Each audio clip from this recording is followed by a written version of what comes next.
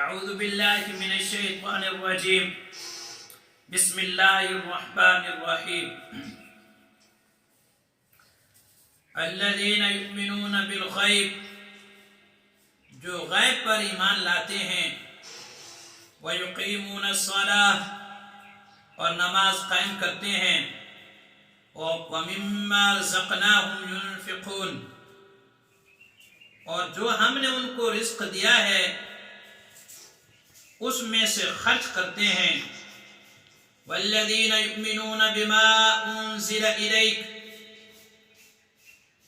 اور جو کچھ ہم نے آپ کی طرف نازل کیا ہے اس پر ایمان لاتے ہیں وَمَا أُنزِلَ مِن قَبْلِكَ اور آپ سے پہلے جو کتابیں نازل کی ان پر بھی ایمان لاتے ہیں وَبِالْآخِرَةِ هُمْ يُوقِنُونَ اور آخرت کے دن پر وہ یقین رکھتے ہیں ایمان لاتے ہیں اولئک علی ھدی من ربہم یہی لوگ اپنے رب کی جانب سے ہدایت پر ہیں واولئک ھم المفلحون اور یہی لوگ ہی ہیں جو فلاح پانے والے ہیں۔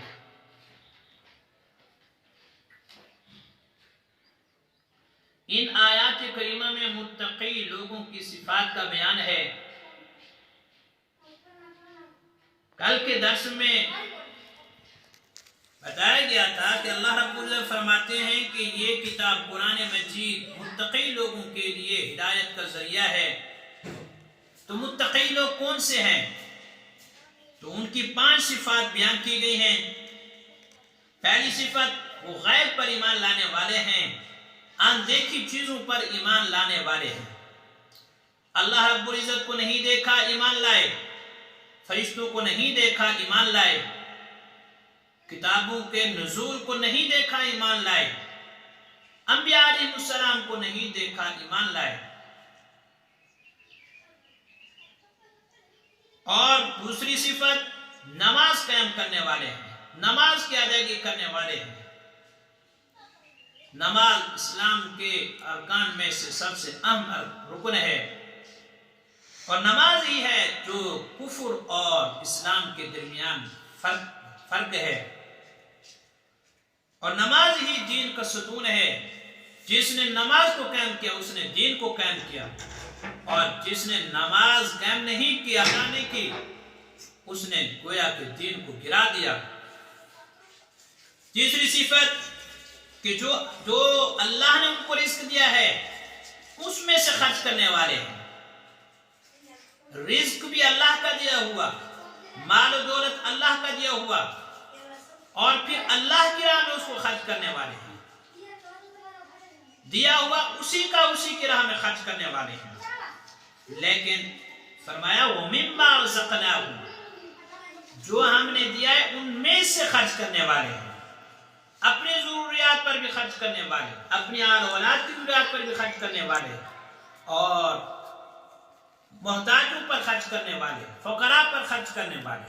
یہ نہیں کہ تمام مال تو اللہ کے راہ میں دے دیں اور پھر دوسروں کے سامنے ہاتھ پھیلائیں پھر سوال کریں، نہیں، اپنی ضروریات پر خرچ کرنے والے اور پھر غریبوں پر، مساکین پر، حاجت مند پر بھی خرچ کرنے والے ہیں۔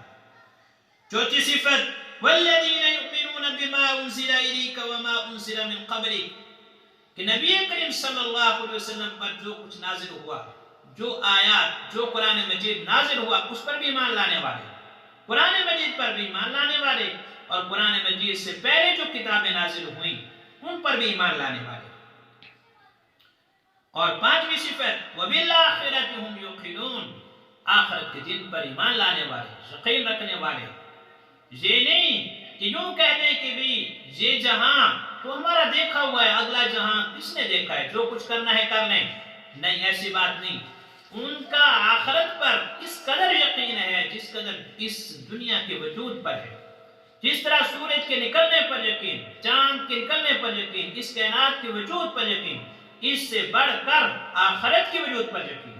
اور یہی عقیدہ آخرت ہی سب سے اہم ہے کہ جس کی وجہ سے انسان گناہوں کی زندگی سے بچ جاتا ہے۔ جب اس کو یہ معلوم ہوتا ہے کہ آخرت میں نے جانا ہے، اللہ رب العزت کی بارگاہ میں حاضر ہونا ہے، اپنے اعمال کا حساب دینا ہے، وہ ہر قسم کے گناہوں سے محفوظ رہتا ہے اور کوشش کرتا ہے کہ گناہ سے بچے اور نیکی کرے، اور نیکی کر کے اجر و ثواب حاصل کرے، اللہ کی رضا حاصل کرے۔ یہ 5 صفات تھی متقی لوگوں کی، ان کو ملے گا کیا؟ ان کے لیے اللہ رب العزت نے فرمایا اولئک علی ھدی من ربہم، کہ یہ لوگ اپنے رب کی جانب سے ہدایت پر ہیں، اور یہی لوگ فلاح پانے والے ہیں، دنیا میں ہدایت پر، آخرت میں فلاح پانے والے، دنیا میں بھی عیش و عشرت کی زندگی گزارنے والے، سکون کی زندگی گزارنے والے، راحت کی زندگی گزارنے والے، اور آخرت کے اندر بھی کامیاب ہونے والے، اللہ کی رضا حاصل کرنے والے، جنت کو حاصل کرنے والے، دنیا کی ہدایت، آخرت کی فلاح، ہر قسم کی کامیابی کو حاصل کرنے والے۔ اللہ رب العزت سے دعا ہے کہ اللہ رب العزت یہ متقی لوگوں کی صفات ہمارے اندر پیدا کر دے، اور ہمارے لیے یہی سبق ہے کہ یہ صفات اگر ہمارے اندر ہیں تو ہم اللہ کا شکر ادا کریں اور مزید آگے بڑھنے کی کوشش کریں، اور اگر صفات نہیں ہیں تو اپنی اصلاح کی فکر کریں۔ اللہ سے دعا ہے اللہ رب العزت ہمیں ہدایت پر چلائے، اور ہمیں فلاح، اور ہمیں آخرت میں فلاح و کامیابی عطا فرمائے، آمین یا رب العالمین۔